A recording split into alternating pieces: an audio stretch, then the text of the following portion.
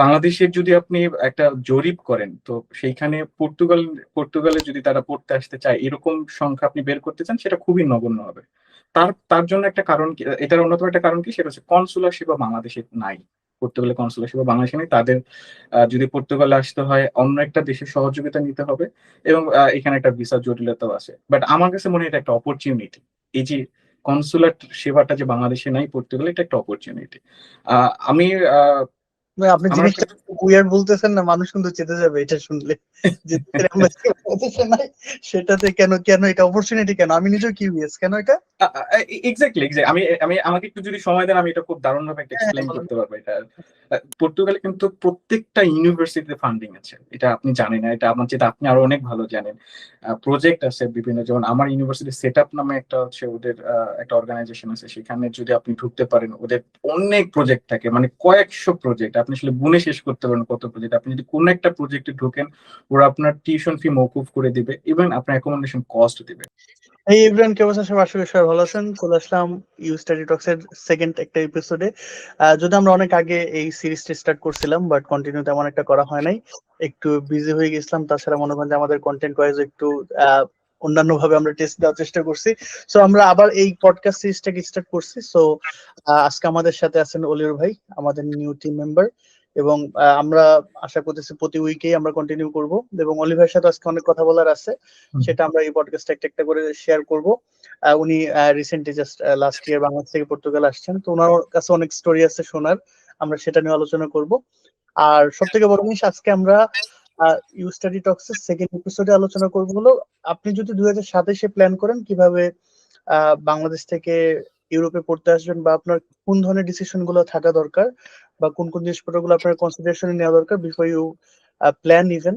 তো মনে করেন যে আমরা সেই জিনিসপত্র নিয়ে একটু আলোচনা করব। আর এই তো মোটামুটি আপনার কিভাবে কি কি করা উচিত, আমাদের সাইড থেকে আমাদের যে অপিনিয়ন গুলো আমরা একটু আলোচনা করবো, সেটা থেকে যদি আপনার কোনো কাজে দেয়, সেটা আপনি এখান থেকে জানতে পারবেন। তো মেইনলি আমরা ইউরোপের নতুন যে রুলস রেগুলেশন, বা স্পেসিফিকলি পর্তুগালে কি কি রুলস আসতেছে, বা আমাদের পাশের কান্ট্রি স্পেন, ইটালি, এইসব নিয়ে আমরা আসলে আসলে অনেক কিছু আলোচনা করবো এই পডকাস্টে। তো চলুন, বিশাল বড় একটা ইন্ট্রোডাকশন হয়ে গেছে। অলি ভাই, কি অবস্থা? কেমন যেতেছে দিন, কেন বলেন তো? জি, আলহামদুলিল্লাহ। আলহামদুলিল্লাহ, খুবই ভালো আছি। আপনি কেমন আছেন? এই তো ভাই চলতেছে। আপনাকে ওয়েলকাম আমাদের study. Thank you, thank you, thank you. তো মেইনলি মনে করেন যে একটু আলোচনা করবো আজকে, আমাদের যেহেতু সবকিছু একদম ইন্ট্রোডাক্টরি সাইড থেকে একটু বোঝার চেষ্টা করবো। মনে করেন যে আপনি কিছু আমাদেরকে জানাইলেন বাংলাদেশ থেকে ইউরোপে আসার জন্য আসলে কি কি ভাবে আপনার জার্নিটা গেছিল, বাট ওটা থেকে একটু আলোচনা করি যে আপনি তো মোটামুটি 1 ইয়ার হয়ে গেল নাকি অলমোস্ট হ্যাঁ, পর্তুগালে। হ্যাঁ, হ্যাঁ, সেকেন্ড ইয়ার উঠে গেছি। ঠিক আছে। Master second year. যাক যাক, তাহলে আপনার কাছ থেকে একটু আমরা জানতে চাইতেছি আপনার এক্সপিরিয়েন্সটা কেমন রিসেন্টলি। এক্সপিরিয়েন্স খুবই সুন্দর।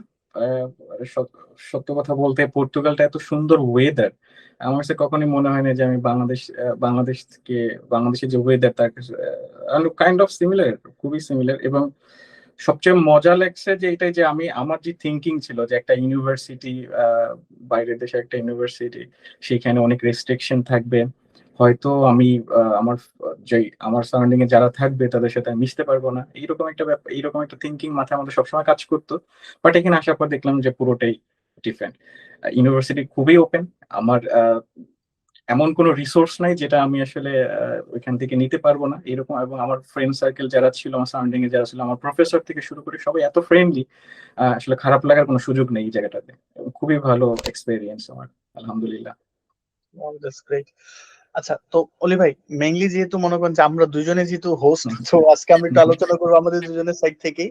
জি। যেহেতু মোটামুটি মনে করেন যে আমার তো আজকে পর্তুগালে প্রায় 5 বছর উপরে হুম, স্টাডি জার্নি, তো মোটামুটি শেষ ব্যাচেলর শেষ, মাস্টার্স এর শেষ পর্যায়ে এখন।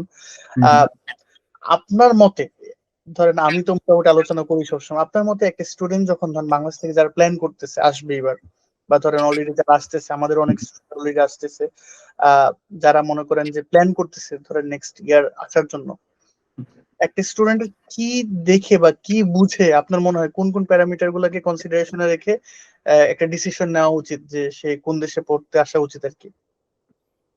আচ্ছা, এটা খুবই গুরুত্বপূর্ণ একটা কোশ্চেন আপনি করছেন আর কি। আমি আমি যদি আমার দিক থেকে এক্সাম্পল দাঁড় করাই, আহ, এটা শুনতে খুবই ওয়ার্ড লাগতে পারে, বাট আমার অন্যতম একটা রিজন ছিল যে বাংলাদেশে আসলে পর্তুগালের এম্বাসি নাই। এটা জানি জানি এটা এটা মানে এটা হাসির মতো বিষয় যে বাংলাদেশে পর্তুগালে কনসুলার সেবা না থাকার পরও এটা একটা অ্যাডভান্টেজ ছিল আমার জন্য এবং আমি পর্তুগাল চুজ করার পেছনে এটা অন্যতম একটা কারণ।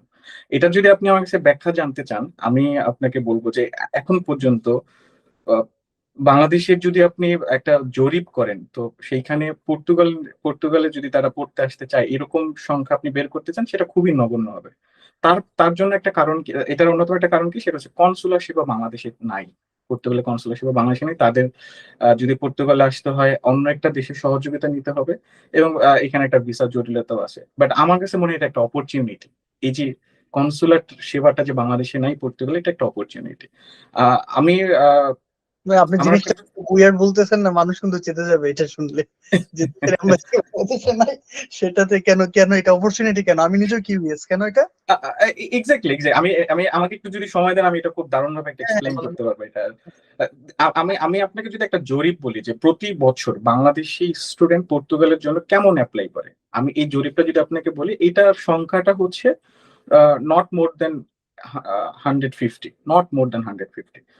বাট আপনি যদি একই জিনিস চিন্তা করেন, সেটা যদি অস্ট্রেলিয়ার পারপাস থেকে আপনি চিন্তা করেন, আপনি যদি ইউকে এর পারপাস থেকে চিন্তা করেন এবং ইউএস এর পারপাস থেকেও যদি চিন্তা করেন, সেটার সংখ্যাটা কত আপনার কাছে কি মনে হয়? মোর দেন 1000 আমার কাছে মনে হয়। More than 1000। তার মানে আপনি আপনি নি মানে ডিফারেন্সটা বুঝতে পারতেছেন এখানে। এরপরও এটার চাইতেও সবচেয়ে ইম্পোর্টেন্ট একটা ব্যাপার হচ্ছে আপনি যখন একটা দেশকে ট্রানজিট নিয়ে কনসুলার সেবা নিবেন, নিশ্চিতভাবে আমার সামনে যে ব্যক্তিটা বসে থাকবে, আমি যদি কনসুলার হইতাম এবং আমার সামনে যে স্টুডেন্টটা বসে থাকবে, তার প্রতি আমার একটা সিম্প্যাথি এমনিতেই তৈরি হবে যে এই ছেলেটা শুধুমাত্র পর্তুগালে পড়তে যাবে এবং তার ডেডিকেশন আছে পড়াশোনার প্রতি, যার কারণে সে একটা দেশের ভিসা প্রক্রিয়া সম্পন্ন করে ট্রানজিট নিয়ে সে পর্তুগালে কনসুলার সেবাটা নিতে আসছে। এটা হচ্ছে ১ম ব্যাপার। ২য় ব্যাপারটা হচ্ছে এই যে এই জটিলতাটার কারণে এই যে ইন্ডিয়ার ভিসা নিতে হবে, ইন্ডিয়া থেকে বেশ কিছুদিন থাকতে হবে। এই যে এই ব্যাপারটা এটা একটা হ্যাসেল মনে করে অনেকেই এখানে এপ্লাই করে না। তার মানে এখানে সুযোগটা অনেক বেশি থাকে। যখনই আপনি আ ১,০০০ স্টুডেন্টের সাথে কম্পিটিশন করবেন, সেই কম্পিটিশনটা যখন ১০০ তে নেমে যাবে, তার মানে বুঝতেছেন যে আপনার এখানে চান্সেসটা অনেক বেশি। আর পর্তুগালের কনসুলেটও আপনি এটা খুব ভালো জানেন। আমি তারপর একটু এটা মনে করিয়ে দেই। পর্তুগালের ভিসাটা ডিপেন্ড করতেছে মেইনলি ডকুমেন্টের উপরে। আপনি যখনই অস্ট্রেলিয়ার জন্য আপনি এপ্লাই করবেন, সেখানে আপনার অনেকগুলো ক্যাটেগরি আপনাকে আ আ সিলেক্ট করতে হবে এবং সেগুলোকে অর্গানাইজড করতে হবে। কিন্তু পর্তুগালের জন্য আপনি যদি শুধুমাত্র ডকুমেন্টটাকে অর্গানাইজড করতে পারেন, আপনার সোর্স অফ ফান্ড টাকে যদি আপনি সুন্দরভাবে এক্সপ্লেইন করতে পারেন, আমার মনে হয় যে এখানে আসলে 100% রেশিও আছে ভিসা হওয়ার জন্য। তো আমি আমি আমি আ এই ভিডিওটা আমাদের যেই স্টুডেন্টরা দেখবে, আমি বলব যে আপনারা যারা চিন্তা করতেছেন যে পর্তুগালের কনসুলার সেবা বাংলাদেশে নাই, এটা একটা বড় অপরচুনিটি। আমার মনে হয় যে বাংলাদেশি স্টুডেন্টদের এই অপরচুনিটিটা নেওয়া উচিত আরকি। বুঝতে পারছি। তো আপনার মতে আপনার পর্তুগাল চুজ করার একটা রিজন ছিল যে লেস কম্পিটিশন, ইয়েস, ইয়েস। আর মনে করেন যে আপনার কি বলে আহ মোটামুটি মনে করেন যেহেতু এখানে আপনার আপনার অ্যাপ্লিকেশনের যে প্রোগ্রেসটা এটা হয়তো বা মনে করছেন যে আর একটু ইজি হবে আপনার জন্য, এই কারণে আপনি এটা হুম, চুজ। এক্সাক্টলি ব্যাপারটা আসলে তো এইরকমই, তাই না? আপনি আসলে দিন শেষে পর্তুগালের যে ইউনিভার্সিটি গুলো আছে, আমি যদি একদম নাম ধরে বলি, university of Lisbon, Nova university, Algarve university, university Aveiro, প্রত্যেকটা ইউনিভার্সিটি এটা কিউএস র‍্যাংকিং কিন্তু 400 এর মধ্যে। or for or 500, not over than 500। তো এগুলো এগুলো কিন্তু টপ রেটেড ইউনিভার্সিটি। তাহলে আপনি কেন যে এই ইউনিভার্সিটি পড়ার আপনি সুযোগ পাবেন এবং সেখানে আপনার এই শুধুমাত্র আপনি কিন্তু ইতিমধ্যে একটা কম্পিটিশনের মধ্যে দিয়ে গিয়েছেন। আপনি কিন্তু চাইলে ইউনিভার্সিটিতে আমি জাস্ট এপ্লাই করলাম, ভর্তি হয়ে গেলাম, ব্যাপারটা এমন না। এখানে আমার একটা ইন্টারভিউ দিতে হচ্ছে, আমার একটা অ্যাসেসমেন্ট হচ্ছে। তো আমি ইউনিভার্সিটি টিকে গেছি। আমি এখানে অফার লেটার পেয়ে গেছি। আমি জাস্ট এখানে পড়ার জন্য যোগ্য বিধায় আমাকে ইউনিভার্সিটি অফার লেটার দিয়েছে। তো শুধুমাত্র আ অনেক বেশি স্টুডেন্ট এপ্লাই করার কারণে যে সমস্ত দেশগুলাতে ভিসা রেশিও কমে যাচ্ছে, তো তো একই জিনিস, আমি এখানে যোগ্য ব্যক্তি, পর্তুগালের এখানে আপনার চান্সেস অনেক বেশি, এখানে স্টুডেন্ট কম অ্যাপ্লাই করে, কনসুলার সেবা কম নেয়, এম্বাসি কম ফেস করে, তো সেখানে আমার চান্সেস অনেক বেশি, তো আমি এই চান্সটা কেন নিব না? এটা ছিল আমার প্রধানতম একটা কারণ যে কনসুলার সেবা বাংলাদেশে নাই। বাট আমার সেকেন্ড কারণ হচ্ছে পর্তুগালের টিউশন ফি অন্যান্য দেশের চাইতে অনেক বেশি কম। দেখেন, আমি আসলে মিডল ক্লাস ফ্যামিলির একটা ছেলে, তো আমার কাছে মনে হয় যে এই সংখ্যাটাই বাংলাদেশে বেশি, এই মিডল ক্লাস ফ্যামিলির সংখ্যাটাই সবচেয়ে বেশি।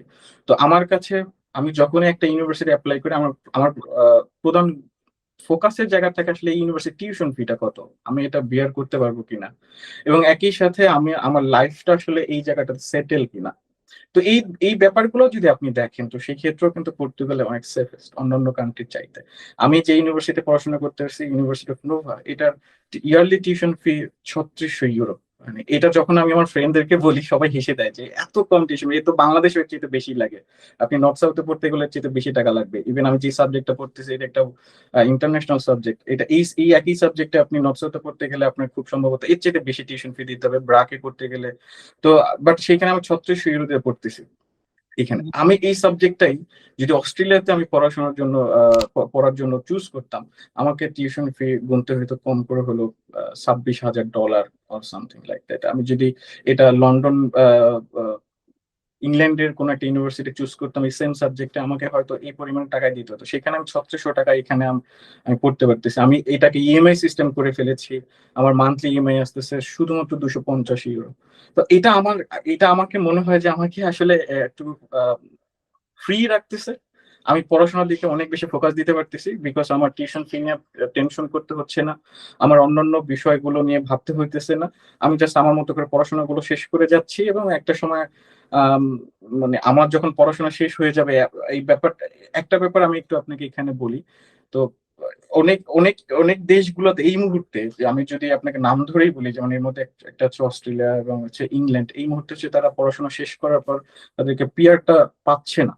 বাট সেই জায়গাটাতে কিন্তু ছিল পর্তুগালে এই সুযোগটা আপনাকে দিচ্ছে, যে আপনি পড়াশোনা করার পর আপনি পিয়ার পাচ্ছেন, আপনি জব খুঁজতে পারবেন, এবং যদি জব পেয়ে যান, এবং সেটা যেই ক্যাটাগরির জবই হোক না কেন, আপনি কিন্তু এখানে স্টে করতে পারবেন।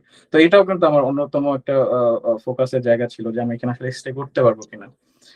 তো সবকিছু মিলে আহ, প্রথমত ছিল কনসুলারটা নাই বাংলাদেশে, এবং সেকেন্ডলি হচ্ছে পর্তুগালের টিউশন ফি অনেক কম, এবং পর্তুগালের হাই র্যাঙ্কিং ইউনিভার্সিটি গুলো অ্যাভেলেবেল। আমার কাছে মনে হচ্ছে যে এটা একটা বেস্ট চয়েস হয়েছে আমার জন্য, এখন পর্যন্ত আমার মনে হচ্ছে আর কি। বুঝতে পারছি। যাক, মোটামুটি ভালো একটা কন্টেক্সট পাইছি আপনার কাছ থেকে, স্পেশালি পর্তুগালের জন্য।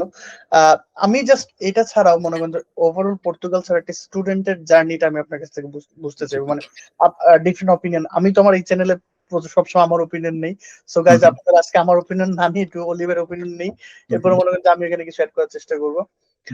যেমন ধরেন একটা জিনিস তো ভাই আপনি বললেন, যেমন ধরেন যে একটা দেশে আসার জন্য অবশ্যই আমরা যেহেতু থার্ড ওয়ার্ল্ড কান্ট্রির সিটিজেন, আমাদের তো অবশ্যই ভিসা একটা মানে বিশাল বড় কনসার্নের জায়গা, যে আগে এটা চিন্তা করি যে ভিসা পাবো কিনা।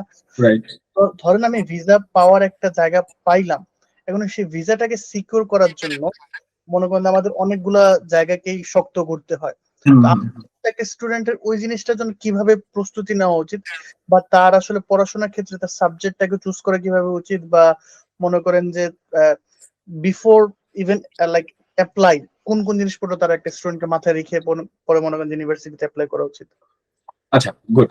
আমার কাছে মনে হয় আসলে আমাদের অ্যাপ্লাই করার আগে আমাদের এইটা আগে ফাইন্ড আউট করতে হবে ভিসা কেন রিজেক্ট হয়। এই ব্যাপারটা যদি আমরা ফাইন্ড আউট করতে পারি, তাহলে আমাদের প্রিপারেশনটা অনেক বেশি ভালো হবে। ভিসা রিজেক্ট হয় দুইটা কারণ, একদম প্রধানতম আমি দুইটা কারণ বলতেছি। প্রথম কারণ হচ্ছে সাবজেক্টের ডিসম্যাচ। আমি আমি আমি সফটওয়্যার নিয়ে পড়াশোনা করেছি, আমি এখন হচ্ছে পর্তুগালে বিবিএ নিয়ে পড়তে চাই, বা আমি বিবিএ কোনো একটা ফ্যাকাল্টিতে, বিবিএ কোনো একটা ডিপার্টমেন্টে আমি ভর্তি হয়েছি। সেই ক্ষেত্রে অ্যাম্বাসিডরকে বা কনসুলারকে আমাদেরকে কিন্তু কনভিন্স করতে অনেক বেশি কষ্ট হবে। আহ, যদি আমার সাবজেক্ট থাকে সফটওয়্যার, আমি চেষ্টা করব এই রিলেটেড কোনো একটা সাবজেক্টে চুজ করার জন্য, অ্যাব্রোডে পড়াশোনা করার জন্য। আমি যদি এটা করতে পারি, তখন হবে কি, আমার যখন 1-to-1 ইন্টারভিউ হবে, কনসুলার সেকশনে আমার যখন 1-to-1 ইন্টারভিউ হবে, সে আমাকে যে কোশ্চেনই করুক না কেন সেটা তো আমার সাবজেক্টের মধ্যে থেকেই করবে, আমি এটা রিপ্লাই করতে পারবো এবং খুব কনফিডেন্টলি রিপ্লাই করতে পারবো। দেখেন আরেকটা ব্যাপার হচ্ছে, ইন্টারভিউটা যখন নেওয়া হয়, কনসুলার সেকশনে যখন ইন্টারভিউটা নেওয়া হয়, এখানে রিপ্লাই এর সাথে আরেকটা ব্যাপার খুব ভালোভাবে অবজার্ভ করে, সেটা হচ্ছে কনফিডেন্ট। আমি আসলে কনফিডেন্ট কিনা। তো এই কনফিডেন্ট আপনি কখন থাকতে পারবেন? যখন আপনার জোনের মধ্যে থাকবে কোশ্চেন গুলো, তাই না? তো আমার সাবজেক্ট যখন থাকবে সফটওয়্যার, আমি যখন সফটওয়্যার ডিপার্টমেন্টে যাব, অথবা আমি যখন বিজনেস ফ্যাকাল্টি থেকে আসছি, আমি যখন যাব বিজনেস ফ্যাকাল্টিতে, তখন আপনি আমাকে যেই কোশ্চেনই করেন না কেন, আমি খুব কনফিডেন্টলি সেটা অ্যান্সার করতে পারবো। বাট আমি যখনই ডিপার্টমেন্ট চেঞ্জ করব, তখন কিন্তু আমি আসলে যদি প্রিপারেশন নিয়ে যাই, আমাকে এমন কিছু কোশ্চেন তখন বের হয়ে যাবে যেটা আমি কনফিডেন্ট অ্যান্সার করতে পারবো মেবি, সেটা হয়তো 30% অ্যান্সার হয়তো আমি করতে পারবো, কিন্তু সেটা কনফিডেন্টলি হবে না। তো এই জায়গাটাতে হচ্ছে প্রবলেম। সেকেন্ড সেকেন্ড ব্যাপারটা হচ্ছে, আপনি প্রথমত হচ্ছে সাবজেক্ট, এবং সেকেন্ড হচ্ছে আপনার ফান্ড।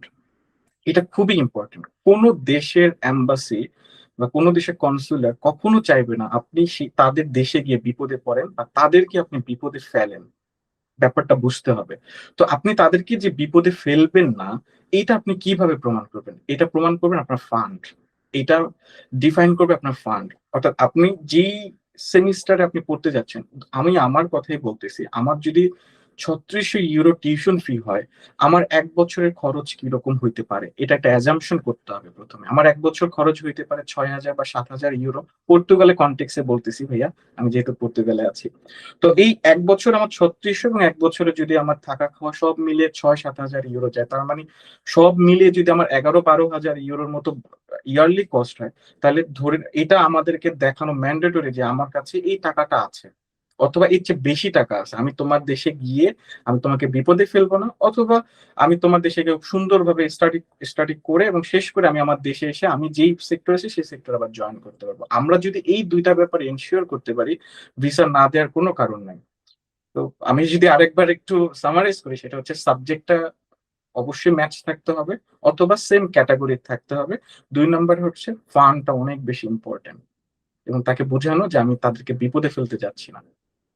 এক্স্যাক্টলি, কারণ দেখা যায় যে এন্ড অফ দ্য ডে একটা, আমার মতে ধরেন স্টুডেন্ট যে ক্যাটাগরিটি স্টুডেন্ট হুম, ভিসাটা, হুম, একটা দেশ যখন আহ, একটা স্টুডেন্টকে ভিসা ইস্যু করে, হুম, তারা মানে আমার যেটা মনে হয় তারা চায় আপনি থাকেন, exactly, as long as you are not become the burden of the country. Exactly right. আপনি যদি সেটা পর্তুগালের কথা চিন্তা করেন, যে ধরেন পর্তুগালে যখন আমি আসছি বিশ্বে, আসার পরে এখানে পড়াশোনা করলাম, এর পরবর্তীতে ওরা যদি আমাকে বলতো তুমি চলেই যাও, তাহলে হুম, কিন্তু আমার পড়াশোনা শেষ করার পর আবার বলতো না তুমি ২ বছরের রেসিডেন্সি আবার দিল তারা বাড়ে, তুমি এখন জব সেটাই, সেটাই। ৫ বছর হয়ে গেছে, এখন বলতেছে তুমি ৫ বছর কাটাই ফেলছো, তুমি চাইলে সিটিজেনশিপ নিতে পারো। আমাদের হুম, সময় হুম, ২০২৫ হুম, পর্যন্ত ছিল, তো আমরা হুম, সিটিজেনশিপ অ্যাপ্লাই করলাম। তো অ্যাজ লং এজ আপনি ওর দেশে কন্ট্রিবিউট করতেছেন, তার দেশে আপনি ভালো কিছু করতেছেন, হুম, হুম, কারণ হুম, end of the day you are high skill person, তো হুম, আপনাকে রাখতেই যাবে তারা। এবং আমার কাছে মনে হয় একটা স্টুডেন্ট যদি আপনি যদি আপনার পারপাসে সার্ভ করেন ওই দেশে, আপনাকে যে কোনো দেশই হোক, সবাই চায় যে আপনি যদি কোয়ালিফাইড মানুষ হন তাহলে আপনাকে তারা রাখতে যাবে, কোয়ালিফাইড না হইলে তাও তখন আপনাকে কোনো না কোনো ওইটাই আপনাকে বের করে দিবে, কারণ এক্স্যাক্টলি, এক্স্যাক্টলি, এক্স্যাক্টলি। নাইম ভাই, আমি যদি একটা ব্যাপার অ্যাড করি, আমি আমার আমার এক প্রফেসরের সাথে কথা বলেছিলাম। সে ইমিগ্রেন্ট নিয়ে কাজ করে এখানে, এই জায়গাতে। ওরা হচ্ছে নন প্রফিটেবল একটা অর্গানাইজেশন থেকে ইমিগ্রেন্টদের পক্ষে কাজ করে। তো ওর সাথে আমার আসলে অনেকক্ষণ কথা হয়েছে, যে আসলে তোমরা কি মনে করো, ইমিগ্রেন্ট কি তোমাদের কাছে বোঝা, বা তোমরা কি ইমিগ্রেন্টদেরকে তোমাদের দেশ থেকে বের করে দিতে চাও? তো আমাকে একটা কথা বললো, সেটা হচ্ছে, দেখো, ইমিগ্রেন্ট হচ্ছে আমাদের আশীর্বাদ। পর্তুগালের কনটেক্সটে বলতেছি, আমি আবারও ব্যাপারটা বলতেছি, ইমিগ্রেন্ট হচ্ছে আমাদের আশীর্বাদ। কারণ আপনি এই বছরও যদি রেকর্ড দেখেন, এটা হয়তো অন্যান্যরা নাও জানতে পারে, অ্যাটলিস্ট আপনি জানেন এটা, যে এই বছর রেকর্ডও যদি দেখেন, যে ইমিগ্রেন্টের কাছ থেকে যে পরিমাণ ট্যাক্স আসছে, যে কোনো রেভিনিউ আসছে, সেটা মানে বিগত কোনো বছরে এটা রেকর্ড ছিল, এই বছরটা রেকর্ড করেছে। তার মানে এটা সত্য যে পর্তুগাল এখনো মনে করতেছে যে ইমিগ্রেন্ট তাদের জন্য একটা আশীর্বাদ, এবং তাদের ইকোনমিক্যালি এখন পর্যন্ত ইমিগ্রেন্টদেরকে দরকার। তো ওকে আমি যখন প্রশ্ন করি যে আসলে তোমাদের এইখানে আসলে তোমাদের কাছে ইমিগ্রেন্টরা কেমন, তো বলতেছে যে আমাদের কাছে ইমিগ্রেন্টরা হচ্ছে এইরকম, যে ধরো ধরো তোমার দেশেই ওরা রোহিঙ্গা প্রসঙ্গটা আনছে। আমি ওরা ওরা ওরা কিন্তু সারা দেশের ইমিগ্রেন্ট নিয়ে কাজ করে। তো ওরা রোহিঙ্গার প্রসঙ্গ বলছে, তোমরা তোমাদের দেশে তোমরা রোহিঙ্গাদেরকে যেভাবে দেখো বা যেভাবে তোমরা আশ্রয় দিচ্ছ, আমরা আমাদের দিক থেকে আসলে ব্যাপারটা ডিফারেন্ট। আমরা কখনোই ইমিগ্রেন্টদের আমাদের চাইতে আলাদা করে আমরা দেখি না, বাট আমরা তাদেরকে অংশ হিসেবে দেখি।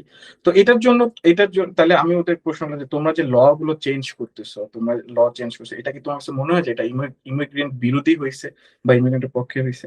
তো ওরা বলতেছে যে না, আমার কাছে মনে হয় এটা আসলে ইমিগ্রেন্টের পক্ষেই গেছে। কেন এই কথাটা?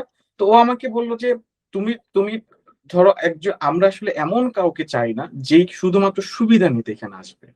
আমরা এমন কাউকে চাই না যে আমাদেরকে ইউজ করে সে তার নিজের ভাগ্য বদল করে তারপর আমাদেরকে ভুলে যাবে। আমরা এমনকি চাই যারা আমাদের দেশকে পছন্দ করবে, যারা আমাদেরকে পছন্দ করবে, আমাদের সংস্কৃতিকে পছন্দ করবে। খুবই ইম্পর্টেন্ট ব্যাপারটা। তো দেখেন, আমি আমি অলিউর রহমান, যদি আমি এখানে থাকি পর্তুগাল থেকে আমার পড়াশোনা শেষ করার পর, আমার কাছে কিন্তু এটা আমার একটা সেকেন্ড হোম।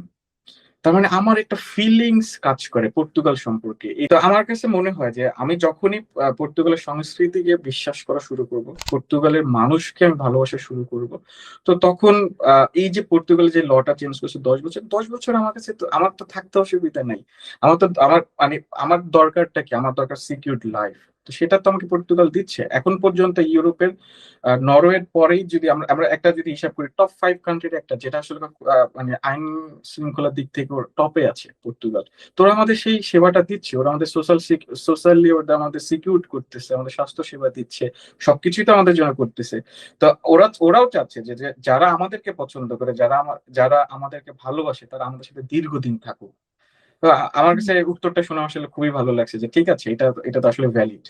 হ্যাঁ, এক্স্যাক্টলি ভাই। এই জিনিসটা ধরেন মনে করেন যে অনেকের কাছেই ব্যাপারগুলো মনে করেন যে অনেক বেশি মানে মন খারাপের জায়গা, বা ধরেন তারা অনেক অভিমান পর্তুগালের উপরে যে এক্স্যাক্টলি। 5 বছর থেকে 10 বছর করে ফেললো। But and of the day ভাই, যদি আমি চিন্তা করি যে আপনার সেটা সে যাই করছে, আহ, সে অবশ্যই সে তার দেশের কথা চিন্তা করে করছে, এবং অবশ্যই লং টার্মের কথাই চিন্তা করে করছে। কারণ 5 বছর যখন পাসপোর্ট দিত, পর্তুগাল এই একটা দেশই ছিল যারা মনে করেন যে 5 বছরের সিটিজেনশিপ দিত। আমার জানা মতে ইউরোপের অন্য কোনো কান্ট্রি নেই যারা 5 বছরের সিটিজেনশিপ দেয়। পিআর দেয় অনেক কান্ট্রি, বাট পিয়ার দেয়, রাইট রাইট। সিটিজেনশিপ দেয় না ডিরেক্টলি। তো পর্তুগালে জিতেছিল। তো যদিও এটা আবার পাইতে পাইতে মোটামুটি 7-8 বছর লেগেই যায়, সবারই একটা টাইম লাগে। হাওয়েভার যে রুলসটা ছিল সেটার জন্য কিন্তু মনে করেন যে এই দেশটা একটা ট্রানজিট রুট হিসেবে ইউজ হইতো। Exactly exactly. তো ওইটা আসলে ওই জিনিসটাকে তারা বন্ধ করার জন্য এই অপশন গুলো আনছে। আহ, আর এন্ড অফ দ্য ডে ভাই, আরেকটা জিনিস হলো যে ধরেন পর্তুগালে আপনাকে সিটিজেনশিপ এই কারণে দেয় বা পিআর এই কারণে দেয় কারণ এই দেশের ফাইন্যান্সিয়াল সিচুয়েশন একদম টপ নচ না। টপ নচ থাকলে তো মনে করেন যে আপনাকে এত ফ্যাসিলিটিস দিত না, অন্যান্য রাইট কান্ট্রি তারও টাফ হয়ে রাইট যেত। রাইট। ওইটা সাইড থেকে চিন্তা করলে, ওভারঅল চিন্তা করলে এই কান্ট্রি নিয়ে আসলে মনে করেন যে আমার তেমন একটা কমপ্লেন নাই। বুঝতে পারছেন ডিরেক্টলি। বাট সবারই একটা কমপ্লেন থাকে, এটা ইনকাম কম, এটা কত কিছু, এটা সেটা। যাই হোক, এখানে কথা বলে অনেক জিনিস পড়তেছে, যদি এটা একজন স্টুডেন্টের আপাতত কাজে দিবেন আপনার আসার পর, তখন এটা আপনি বুঝতে পারবেন আর কি। তো একটা জিনিস যেটা মনে করেন যে আমরা নেক্সট যেটা আলোচনা করতে চাই অলিভ আপনার কাছ থেকে, যে আপনি একটা খুবই গুরুত্বপূর্ণ জিনিস বলছেন যে বাজেটের প্ল্যানিংটা। তো আপনার মতো একজন স্টুডেন্ট যখন বাংলাদেশ থেকে, সেটা পর্তুগাল হোক, স্পেন হোক, যে কোনো কান্ট্রি হোক, ওভারঅল সে যদি ইউরোপে আসার প্ল্যান করে, মোটামুটি 19-20 জিনিসপত্রই, তার বাজেটের প্ল্যানিংটা কিভাবে হওয়া উচিত? আচ্ছা, প্রথমে সে তার টিউশন ফিটা এখানে নিয়ে আসবে। তার ইয়ারলি টিউশন ফিটা কত? ধরে নিই যদি তার ইয়ারলি টিউশন ফি 6,000 ইউরো হয়, এবং তার 1 বছরে এখানে থাকা খাওয়া এবং ট্রাভেলিং কস্ট সবকিছু মিলিয়ে তার কেমন খরচ যেতে পারে, এটা তাকে প্রথমে অ্যাজাম্পশন করতে হবে। তো এবং এই একই সাথে হচ্ছে ওই দেশের আদর্শ একটা মান ধরতে হবে। যেমন আমি যেহেতু পর্তুগালে আছি, আমি বারবারই উদাহরণগুলো পর্তুগাল দিয়ে টানতেছি বিকজ বোঝার সুবিধার্থে। এটা আরো অনেক বেশি ভ্যালিড হবে এই জন্য। পর্তুগালে আদর্শ মান হচ্ছে 500 ইউরো পার মান্থ। আপনার ট্রাভেলিং কস্ট থেকে শুরু করে আপনার নিত্য দৈনন্দিন জিনিসপত্র, থাকা খাওয়া সব মিলিয়ে 500 হচ্ছে আপনার একটা আদর্শ মান। তো আপনার 1 বছর 500 করে ধরলে 1 বছরের অ্যাকোমোডেশন কস্ট কত আসতেছে? 6,000 ইউরো। তো টিউশন ফি 6,000 ইউরো এবং অ্যাকোমোডেশন কস্ট হচ্ছে 6,000 ইউরো, টোটাল 12,000 ইউরো। এই 12,000 ইউরো হচ্ছে আমাদের ম্যান্ডেট, আমাদের ফান্ড দেখানোর ম্যান্ডেট হচ্ছে 12,000 ইউরো। এই 12,000 ইউরোকে বাংলা টাকা কনভার্ট করতে হবে, যত আসে তত। এটা হচ্ছে মিনিমাম। এরপরে আমাদের যদি সুযোগ থাকে এর চাইতে বেশি রাখা, সিকিউরড করার জন্য, নিজেদেরকে সিকিউরড রাখার জন্য এর চাইতে চাইলে আমরা বেশি দেখাতে পারি। এতে হয় কি, যখন আপনি একটা 1 বছরের একটা বাজেট আপনি দেখাবেন যে আমার কাছে আসলে 1 বছর চলার মতো টাকা আছে, তখন কনসুলার বা এম্বাসি অনেক বেশি কনভিন্সড হয়, স্টুডেন্টের প্রতি অনেক বেশি কনভিন্সড হবে যে তার কাছে 1 বছর চলার মতো টাকা ইতিমধ্যেই আছে এবং সে ওইখানে গিয়ে কোনো বিপদে পড়বে না। আর এখানে আসলে প্রত্যেকটা দেশেই এবং প্রত্যেকটা দেশে স্টুডেন্টদের একটা ফ্যাসিলিটি থাকে এরকম যে তারা চাইলে পার্ট টাইম জব বা ফুল টাইম জব করতে পারে। পর্তুগালে কিন্তু এটা এই ধরনের কোনো টাইম লিমিট নাই যে তুমি আসলে এত ঘন্টা জব করতে পারো বা এত ঘন্টা, এই লিমিটটা কিন্তু নাই। এখানে কিন্তু স্টুডেন্টরা অনেক বেশি সুবিধা পায় যে তাদের 40 ঘন্টা, সপ্তাহে 40 ঘন্টা, 28 ঘন্টা, এই ধরনের কোনো লিমিটেশন, সে চাইলে ফুল টাইম জব করতে পারবে, সে চাইলে হাফ টাইম জবও চাইলে করতে পারবে। কিন্তু তার অবশ্যই পড়াশোনাটা এখানে মেনটেন করতে হবে, কারণ পড়াশোনাটা যদি সে মেনটেন করতে না পারে তাহলে তার আবার ছিল কার্ড রিনিউ বা পিআর পেতে অনেক অসুবিধা হলেও হইতে পারে। বাট এখানে চাইলে সে একই সাথে ফুল টাইম জব করে তার এডুকেশন ফিটা সে চালাতে পারে। এটা এম্বাসিও জানে বা প্রত্যেকটা দেশের এম্বাসিও জানে। তো তারা নর্মালি চায় যে 1 বছরের টিউশন ফি এবং 1 বছর অ্যাকোমোডেশন কস্ট অ্যাটলিস্ট স্টুডেন্ট নিয়ে আসুক। সে এই 1 বছর ওই দেশে চলাফেরা করে তাদের ইতিহাস জানুক, তাদের সংস্কৃতি জানুক, ট্রেডিশন জানুক, জব মার্কেটটা বুঝুক, বোঝার পর সে যদি সুযোগ থাকে সে জব করবে, জব করে সে তার টিউশন ফি মেনটেন করবে, কোনো সমস্যা নেই। বাট 1 বছরের বাজেটটা আপনাকে অবশ্যই দেখাইতে হবে। ওইটাই। আর দ্বিতীয়ত যেহেতু ভাই যেটা বললেন, আমি জবের সাইডটা একটু আপনাদের সাথে শেয়ার করি, তাহলে হয়তো বুঝতে পারবেন। তো ভাই যেটা বোঝানোর চেষ্টা করেন, অলি ভাই পর্তুগাল তুমি উদাহরণ দিতেছেন, উনি পর্তুগাল উদাহরণ দেয়, আমিও পর্তুগাল উদাহরণ দিই, যেহেতু আমরা এখানে আছি। বাট জিনিসপত্রটা কাইন্ড অফ আমরা যদি মানে একটা ফ্রেমওয়ার্ক ধরি, আপনি যে দেশে আসেন মোটামুটি জিনিসপত্র গুলো 19-20, আপনি ওই দেশের যে বেসিক ইনকামটা, সেটার যে স্যালারিটা সেটা অ্যাড করবেন, সেটাকে আপনি 12 মাসে 12 দিয়ে গুণ করবেন। আর আপনি যদি টিউশন ফি দেখা গেছে যে আপনার 6,000 ইউরো, সেটা যদি অর্ধেক পে করেন, বাকি অর্ধেকটা সহ অ্যাড করে আপনি দেখাই দিবেন। তখন ওভারঅল দেখা গেল যে 12,000, ওদিকে আরো আপনার 3,000 বাকি রয়েছে, তো হয়তো 15,000, তো এরকম একটা অ্যামাউন্ট হইতে পারে। আমি জাস্ট আপনাকে উদাহরণ দিলাম। তো আপনি যে দেশে যাবেন সে দেশের মোটামুটি ওই দেশের একটা বাজেটের উপর বেসিক যে ইনকাম, ইউরোপে মোটামুটি ফিক্সড বেসিক ইনকাম থাকে, সেটার উপর বেস করে আপনি আপনার এই ব্যাংকের যে ফাইন্যান্সিয়াল প্ল্যানিং এটা করবেন। তো আরেকটা যে জিনিস ভাই, আমরা মনে করি জবেরটাতে আমি এক্সপ্লেন করবো, বাট এর আগে আমি স্পন্সর ব্যাপারটা নিয়ে আপনাদের কাছে একটু জানতে চাই, যে স্পন্সরের ক্ষেত্রে আমাদের কতটুকু মানে এটাকে মানে ই করা দরকার, গুরুত্ব দেওয়া দরকার, নাকি আমি জাস্ট যে কেউ মামা দাদা খালা সবাইকে স্পন্সর দিয়ে দেখা দিলে হয়ে যায়? স্পন্সরটা নর্মালি ফার্স্ট ব্লাড হইতে হয়, এটা একদম মানে ধ্রুব তারার মতো সত্য, এটা সব দেশের জন্য সেম। ফার্স্ট ব্লাড বলতে আমরা আসলে কাকে বুঝি, আমরা বাবা মা, যদি তার বড় ভাই থাকে, বড় ভাই, ছোট ভাই না কিন্তু বড় ভাই, বড় ভাই, বাবা মা, বা বড় বোন হতে পারে। সেই ক্ষেত্রে বড় বোন যদি আবার বিবাহিত হয় তাহলে তারা আবার কনসার্ন নিতে হবে তার হাজবেন্ডের কাছ থেকে, এটা একটা ব্যাপার। বোনের দিকে না গেলে, বোনের দিকে গেলে একটু জটিলতা, বোন পর্যন্ত আমরা না যাই, বড় ভাই, বাবা মা, এই এই তিনজন হচ্ছে ফার্স্ট ব্লাড এবং এই তিনজন সরাসরি স্পন্সর হইতে পারবেন। তো স্পন্সরের ক্ষেত্রে একটা ব্যাপার, আমরা বিশেষ করে বাংলাদেশি স্টুডেন্টরা একটা ভুল করে, বড় ভুল করে, এটা এটা সবাই জানে, এটা হাইড রাখার কিছু নেই, আপনাকে আমি সরাসরি সরাসরি বলি। আমাদের বাংলাদেশিদের একটা কমন প্রবলেম হচ্ছে আমরা ট্যাক্স দিতে চাই না বাংলাদেশ সরকারকে। তো এটা কিন্তু একটা বড় প্রবলেম আর কি আমাদের এম্বাসি ফেস করার ক্ষেত্রে। তো হয় কি, আমরা যখন যে কোনো দেশেরই, এই যে আপনি যে বললেন যে আমরা যে বাজেটটা দেখাবো, 1 বছরের বাজেট দেখাবো, এটা যদি আমরা বাংলা টাকা কনভার্ট করি সেটা 20 লাখ টাকার উপরে চলে যায়, তাই না? তো একটা মানুষ যখন 20 লাখ টাকা তার সন্তানকে স্পন্সর করবে, সন্তানকে গিফট করবে বা তার ভাইকে গিফট করবে, তার মানে তার ইয়ারলি ইনকাম কত থাকতে হতে পারে, এটা একটা প্রশ্ন হয়ে দাঁড়াচ্ছে। আহ, তার যদি ইয়ারলি ইনকামটা 20 লাখ টাকার উপরে না থাকে তাহলে তো সে একজনকে 20 লাখ টাকা গিফট করতে পারে না। বা তার মানে আমি ধরে নিলাম সে আসলে 10-12 বছর যাবত বিজনেস করতেছে, তার জমানো অনেক টাকা আছে, তাহলে সে 10-12 বছরই তো আসলে ইনকাম করতেছে। বাংলাদেশের পার্সপেক্টিভে আসলে ট্যাক্সের নিয়মটা কি, বাংলাদেশের পার্সপেক্টিভ থেকে ট্যাক্সের নিয়মটা হচ্ছে যদি 4,50,000 টাকার উপরে ইনকাম থাকে কারো কারো তাহলে তাকে ট্যাক্সের আওতাভুক্ত করা হবে। তো যে ব্যক্তি 4,50,000 টাকার নিচে ইনকাম করে সে নিশ্চয়ই স্পন্সর হওয়ার মতো যোগ্য না, রাইট? তাহলে যে যে ব্যক্তি 4,50,000 টাকার উপরে ইনকাম করছে সে স্পন্সর হবে। তো আমরা যখন এই ভুলটাই আমরা করি নর্মালি, আমাদের আমাদের যেহেতু আমাদের অভ্যাস নাই নিয়মিত ট্যাক্স দেওয়ার অভ্যাস নেই। তো আমরা ঠিকই আসলে আমরা স্পন্সর করি। কোনো না কোনোভাবে আমাদের টাকা ম্যানেজ হয়ে যায়। আমরা আমাদের ছোট ভাইকে স্পন্সর করি, আমরা আমাদের সন্তানদেরকে স্পন্সর করি। কিন্তু আমাদের আসলে ট্যাক্স ফাইলটা রেডি হয় না। একটা ব্যাপার একটু বলে রাখি।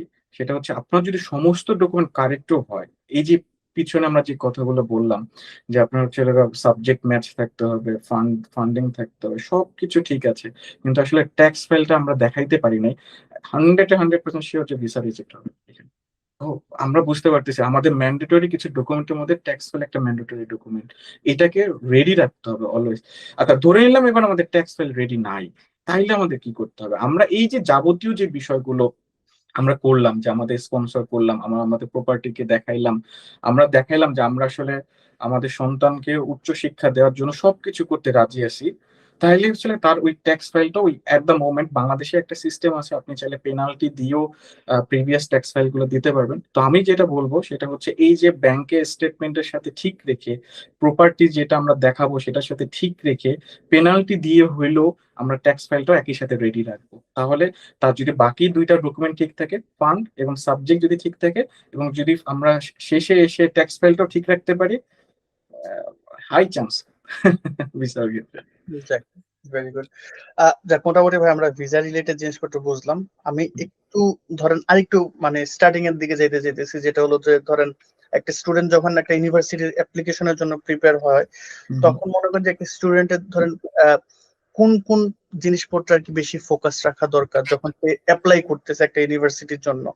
যেমন ধরেন কোন ইনটেকে অ্যাপ্লাই করা উচিত?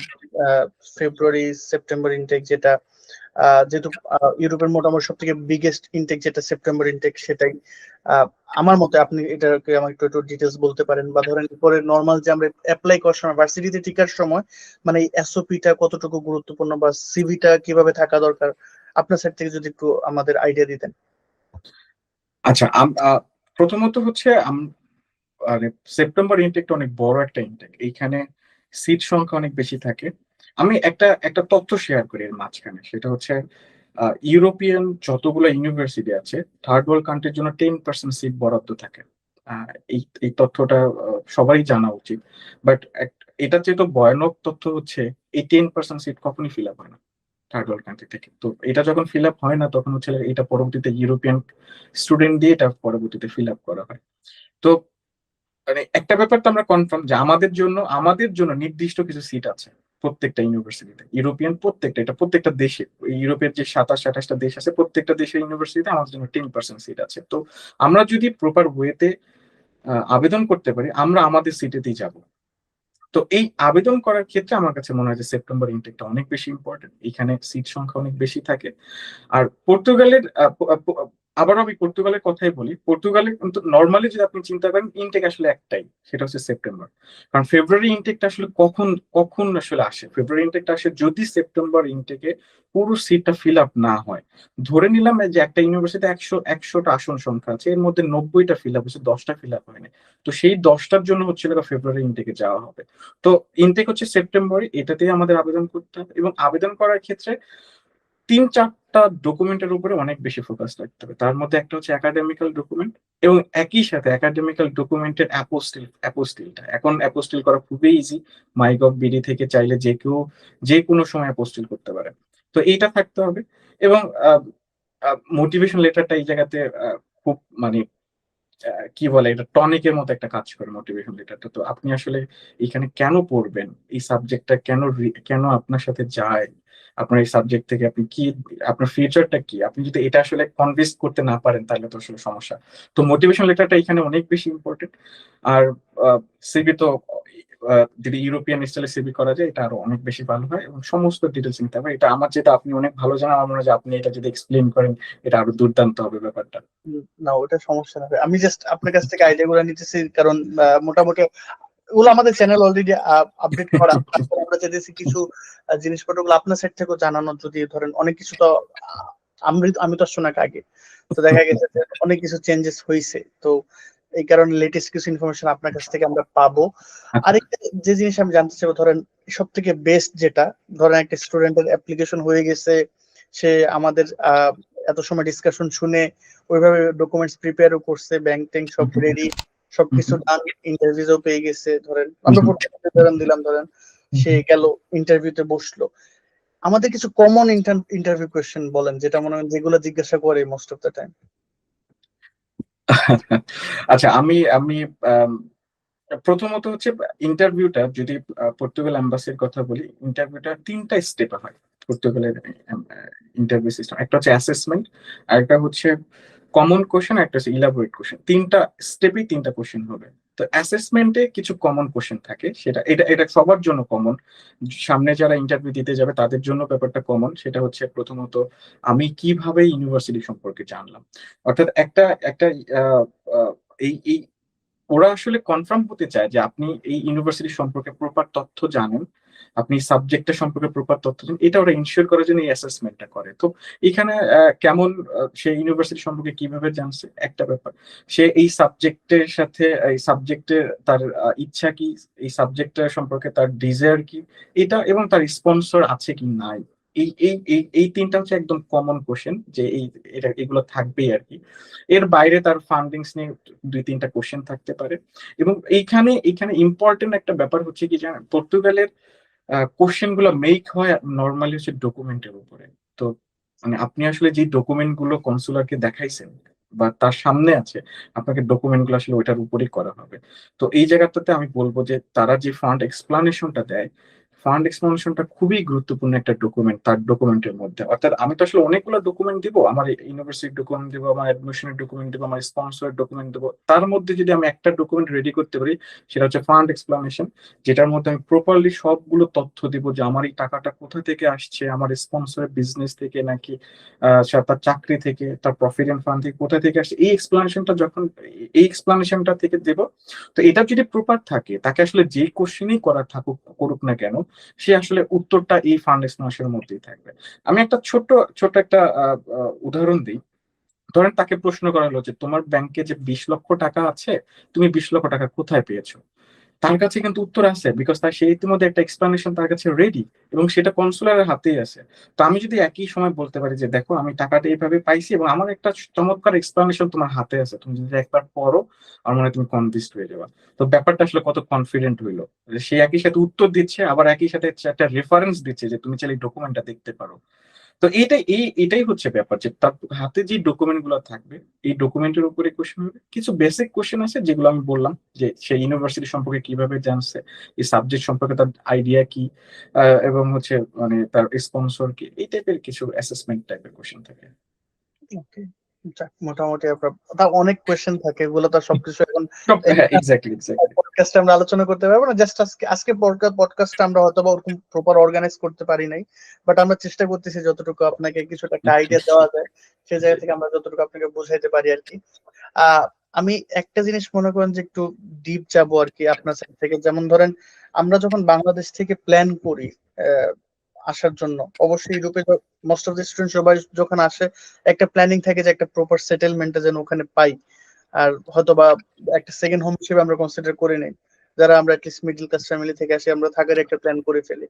তো এই ক্ষেত্রে মনে করেন যে আপনার কাছে কি মনে হয় যে ইউরোপের মধ্যে যদি আমি মানে পিআর এর সাইড থেকে যদি প্ল্যান করি বা সেটেলমেন্টের সাইড থেকে প্ল্যান করি, আহ, একটা কান্ট্রিকে মানে কিভাবে আসলে আমার অ্যানালাইজ করা দরকার যে আসলে যদি পিআর ওই দেশে আমাকে দেয় তাহলে ওই দেশে আমাকে কতদিন থাকা উচিত বা ওই লং টাইম ইনভেস্ট করা উচিত কিনা, বা এই ক্ষেত্রে পর্তুগালকে আপনি কি বলবেন বা অন্যান্য কান্ট্রি আপনার সাইড থেকে যদি আমি আনার চেষ্টা করি। আচ্ছা, আমি আমি এইটা উত্তর দেওয়ার আগে কিছু রেফারেন্স টানি। সেটা হচ্ছে এই মুহূর্তে যদি আহ, আমাদের কাছে টপ রেটেড কান্ট্রি থাকে, যেগুলো হচ্ছে স্টুডেন্টরা যেতে চায়, বা ইতিমধ্যে অনেক স্টুডেন্ট সেখানে গিয়েছে, তার মধ্যে একটা হচ্ছে ইংল্যান্ড, আহ, বা আমরা যদি একবারে সহজভাবে বলি লন্ডন। তো এই জায়গাতে আমার আমার নিজের একটা ছোট ভাই আছে, আমার ইউনিভার্সিটির ছোট ভাই, খুবই ক্লোজ ছোট ভাই। ও আমারও অনেক আগে আগে হচ্ছে ও অ্যাব্রোডে পড়াশোনা করার জন্য আসছে, ও এখন পিয়ারের জন্য চেষ্টা করতেছে। বাট এখানে একটা প্রবলেম আছে, প্রবলেমটা হচ্ছে ও ও পড়াশোনা করছে হচ্ছে ফার্মাসি থেকে, ওর জবটা আসলে ফার্মাসি থেকে নিতে হবে। যদি ফার্মাসি থেকে সে নিতে পারে তাহলে সে পিআর এর জন্য আবেদন, মানে এই পিআর এর এই টাইমটুকুর কথা বলছি, তাহলে সে এখানে ফার্দার ভিসা রিনিউ করতে পারবে আর পারবে না। তো ব্যাপারটা বুঝতে পারছেন, এমনিতেই কিন্তু সারা ওয়ার্ল্ড ওয়াইড একটা জব ক্রাইসিস আছে। তো আপনি যে সাবজেক্টে পড়াশোনা করতেছেন, ওই একই সাবজেক্টে আপনার জব ম্যানেজ করাটা কিন্তু সো টাফ। তারপর এরপরে হচ্ছে আমরা যেই দেশে যাচ্ছি সেই দেশের সম্পর্ক যেহেতু আমরা নতুন, তো বুঝে উঠতে ২ টা বছর শেষ হয়ে যায়। এরপরেই যখন পড়াশোনা শেষ তারপরে জব সার্চিং করে জব ম্যানেজ করাটা অনেক বেশি ডিফিকাল্ট। তো এই ক্ষেত্রে পর্তুগালটা কিন্তু ডিফারেন্ট।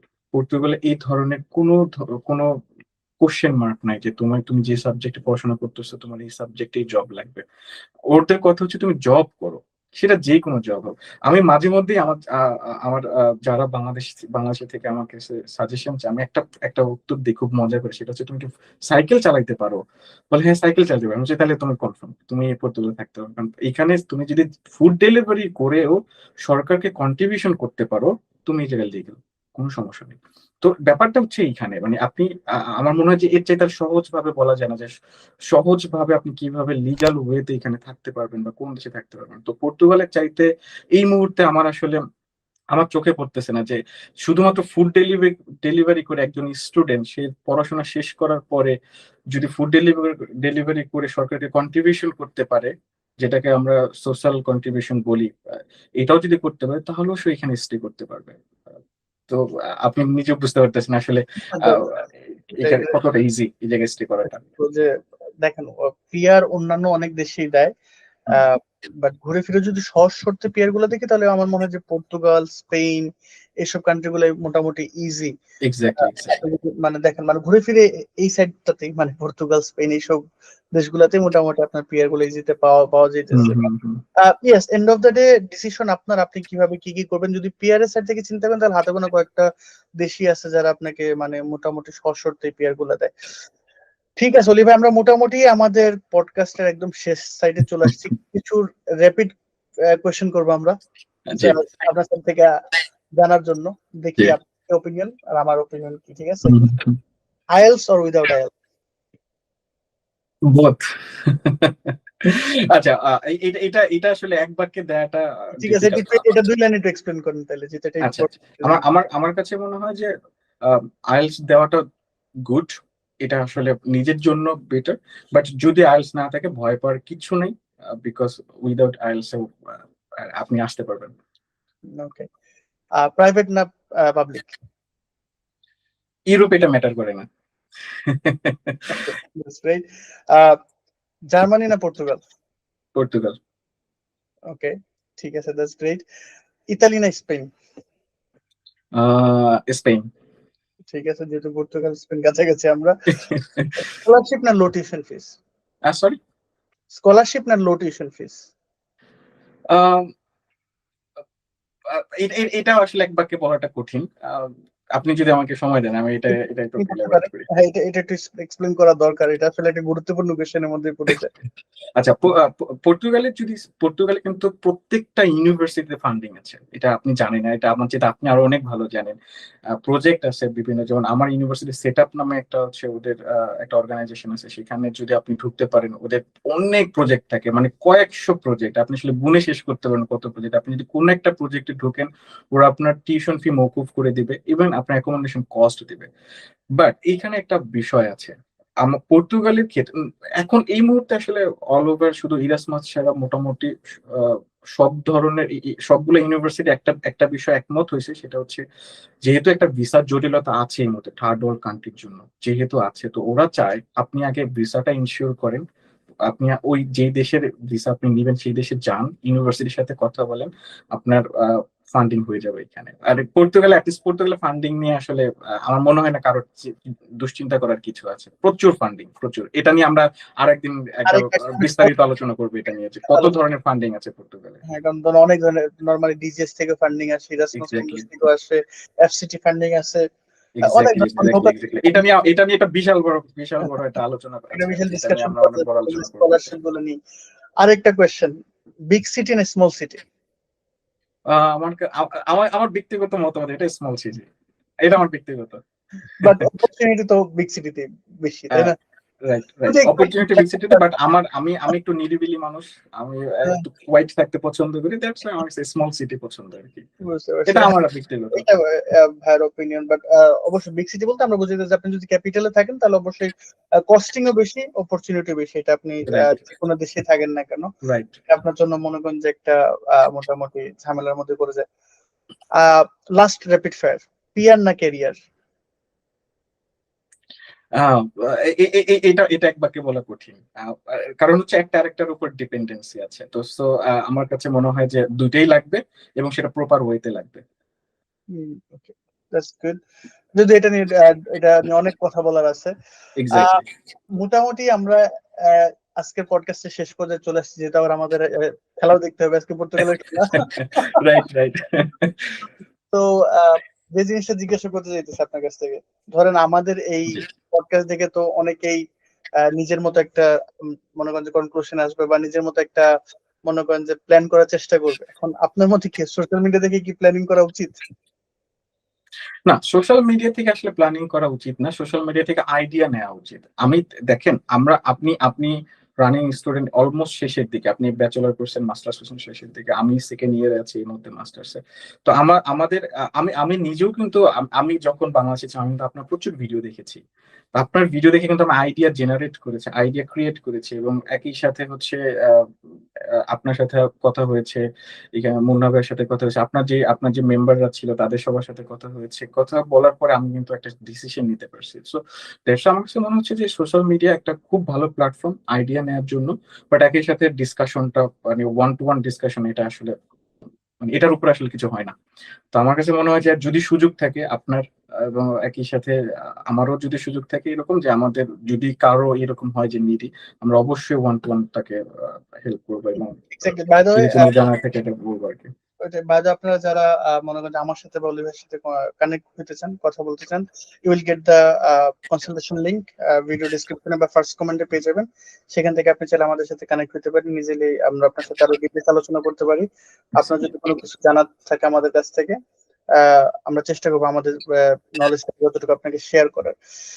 যাই হোক, থ্যাংক ইউ সো মাচ। অনেক সময় আমরা আহ, কথাবার্তা বললাম। আমি আমি আমি আমি আমি আপনাকে একটা কোশ্চেন করতে চাই। আপনি আজকে আমাকে আমি একটা কোশ্চেনও করিনি।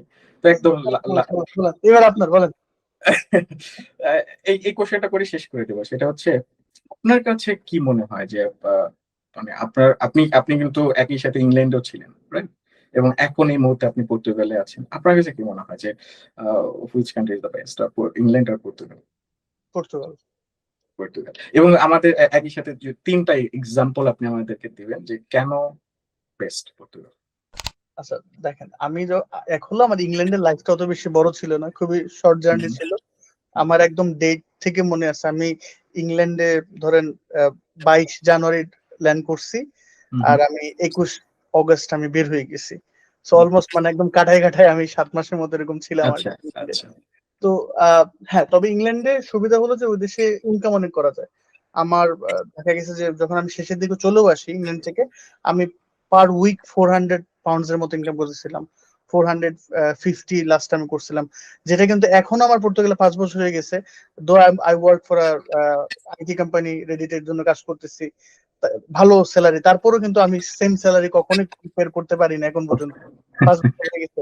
But and of the day ইংল্যান্ডের লাইফটা আমার কাছে মেশিনের মতো মনে হয়েছে, যে এটা আসলে আপনি ইনকাম করতেছেন। হুম, আর হুম, হুম, আপনি যদি হুম। একটু চিন্তা করেন, ধরেন ওখানে আমার ভার্সিটি টিউশন ফিস হলো 14,500 পাউন্ড পার ইয়ার। তো আমি যদি আমি ইনকাম করতেছি, চোখে টাকা দেখতেছি, বাট আপনার যদি ইংল্যান্ডে থাকতে হয়, এন্ড অফ দ্য ইয়ার আপনাকে তো টাকা পে করতে হবে ভার্সিটি। এক্স্যাক্টলি, এক্স্যাক্টলি, তো আপনি এক্স্যাক্টলি। টাকা যদি পুরোটা দিয়ে দেন তখন থাকবেন কি? আপনার কাছে কিছু থাকলো না।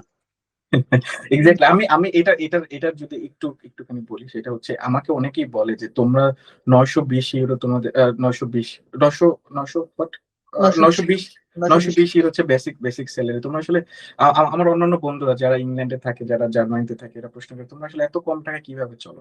আমি আমি তাদেরকে বলি যে দেখো, আমাদের 900, এটা প্রত্যেকটা দেশের, এটা নট অনলি পর্তুগাল, প্রত্যেকটা দেশের একটা ক্রাইটেরিয়া থাকে। একটা হচ্ছে ওই যে বললাম আদর্শ মান থাকে, যে আসলে আপনি কত ইনকাম করবেন আর কত খরচ করবেন। আপনি দেখবেন যে ইংল্যান্ডের যেই লোক ইয়ারলি মান্থলি হচ্ছে 3,000 পাউন্ড ইনকাম করতেছে, তার কিন্তু 1500 থেকে 2000 পাউন্ড খরচ হয়ে যাচ্ছে। আবার আমরা একই সাথে 920 ইউরো যে ভাইরা ইনকাম করতেছে, 920 ইউরো, তারা কিন্তু 300, 400 বা 500 ইউরোর মধ্যে তাদের আবার এটা কমপ্লিট হয়ে যাচ্ছে। তো আমাদের ইনকাম, পর্তুগালের ইনকামও কম, আবার একই সাথে খরচও কম। এই ব্যাপারটা এটাই হয়ে আসে আসলে সব দেশের জন্য। এই ব্যাপারটা এরকম যে আপনার 50% খরচ করতে হবে, আপনি যা ইনকাম করবেন তার 50% কস্ট চলে যাবে, আর 50% আপনার সেভিংস হিসেবে থাকবে। ব্যাপারটা এটাই। ঠিক আছে, আমি আমার উত্তর পেয়েছি। আমার আমার আমার এইটা আসলে জানার ইচ্ছা ছিল এই কারণেই, কারণ আপনি পর্তুগাল আজকে অনেক বছর যাবত, সেই 2020 সালে আসছেন, আপনার ভিডিও আমি দেখি, অনেক আগে থেকে দেখি। আপনি ইংল্যান্ডও ছিলেন, ইংল্যান্ড ছেড়ে আপনি পর্তুগালে আসছেন, এটা আসলে 2020-এর কন্টেক্সট যদি আমরা চিন্তা করি তখন কিন্তু অনেক ইজি ছিল। মানে এখন ইংল্যান্ডের যেই ইমিগ্রেশন সিস্টেম আর বর্তমান ইমিগ্রেশন সিস্টেম অনেক ডিফারেন্স। তখন আপনি চাইলেই হয়তো ইংল্যান্ডে আপনি স্টে করতে পারতেন, তো সেই জায়গাটা ছেড়ে আপনি পর্তুগালে আসছেন, নিশ্চিত কিছু না কোনো একটা ব্যাপার তো এখানে আছে। তো হ্যাঁ ওই ব্যাপারটাই আমার আসলে বোঝার ওটা তো ইচ্ছা ভাই ছিল সত্য। আর কি। ধরেন আমি ওই টাইম ধরেন আমি যদি আর একটা বছর ডিলে করতাম তাহলে কিন্তু আমার ডিসিশনটা তখন আমি এটার জন্য রিগ্রেট করতাম। কারণ ধরেন আমি 20 আসছি বলে 25 আমি পাসপোর্টের জন্য অ্যাপ্লাই করতে পারছি, যেটা 26 চেঞ্জ এক্স্যাক্টলি। হয়ে গেল। আমি যদি এক বছর মিস করতাম তাহলে কিন্তু আমি রিগ্রেট করতাম। তো তো যাই হোক, পিআর এর অবশ্যই একটা আশা ছিল, অবশ্যই পিআরটা দরকার, কারণ এন্ড অফ দ্য ডে আপনি পিআর থাকলে আপনার লাইফটা অন্যরকম হয়। তো ওটা আমি নিজে থেকে দেখতেছি। আরো অনেক কিছু বলার আছে, সমস্যা নেই, আমরা নেক্সট পডকাস্টে আরো ডিটেলস আলোচনা করব। অলি ভাই, লাস্ট কোশ্চেন, আপনার এক কথায় যদি একটা কোশ্চেন আনসার করেন, ইউরোপে থাকার জন্য বা আপনার মতে এখন পর্যন্ত আপনার নলেজ থেকে মানে সাকসেসফুল হওয়ার জন্য আপনার কাছে কোন জিনিসটা বেশি গুরুত্বপূর্ণ মনে হয়?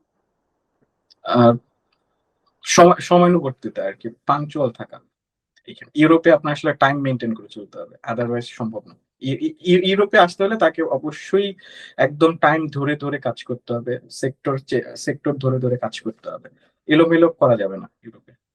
এক্স্যাক্টলি। তো সময়ের প্রতি শ্রদ্ধাশীল থাকতে হবে ইউরোপে আসতে হলে, হুম, এটাই। আর রেসপন্সিবল হতে হবে। রেসপন্সিবল।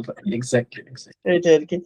ঠিক আছে ভাই, ভালো লাগলো, আজকে অনেক আলোচনা করলাম। যদিও আমরা অলি ভাই আর আমি নেক্সট পডকাস্ট আবার থাকবো, হয়তো আমাদের সাথে নতুন কোনো গেস্ট থাকবে, বা এর উপর অন্য কোনো প্রান্ত থেকে আমাদের সাথে অন্য কোনো গেস্ট অ্যাড হইতে পারে। তো আমাদের এই পডকাস্টটা এভরি উইক চলবে। সো আজকে পডকাস্টটা অনেক কিছু হয়তো আনঅর্গানাইজ ছিল, আপনাদের দায়িত্ব হলো আমাদেরকে সুন্দরভাবে কোশ্চেন করে বোঝায় দেওয়া যে ভাই এই জিনিসপত্রগুলো আপনি আমাদের জন্য আনসার করেন, বা যদি প্রশ্ন থাকে যে সেটা আমাদের জন্য রেখে দিবেন, আমরা চেষ্টা করবো সেই কোশ্চেন গুলো আনসার করার। আর যদি অন্য কোনো কিছু জানতে চান আমাদেরকে জানাবেন। আমাদের সাথে যদি যোগাযোগ করতে চান, ভিডিও ডেসক্রিপশনে আমাদের সাথে যোগাযোগ করে অনেক অপশন পেয়ে যাবেন। ভিডিওর আশেপাশে কোনো না কোনো জায়গায় পেয়ে যাবেন। তো চেষ্টা করবেন সেখান থেকে আমাদের সাথে যদি কন্ট্যাক্ট করতে চান আমাদের সাথে যোগাযোগ করতে পারেন। এই ছিল মোটামুটি আমাদের আজকের পডকাস্ট। যদি ভালো লাগে লাইক করেন, কমেন্ট করেন, শেয়ার করেন আপনার ফ্রেন্ডদের সাথে। দেখা হবে নেক্সট পডকাস্টে। Till then take care, bye bye. Bye bye. সালাম আলাইকুম।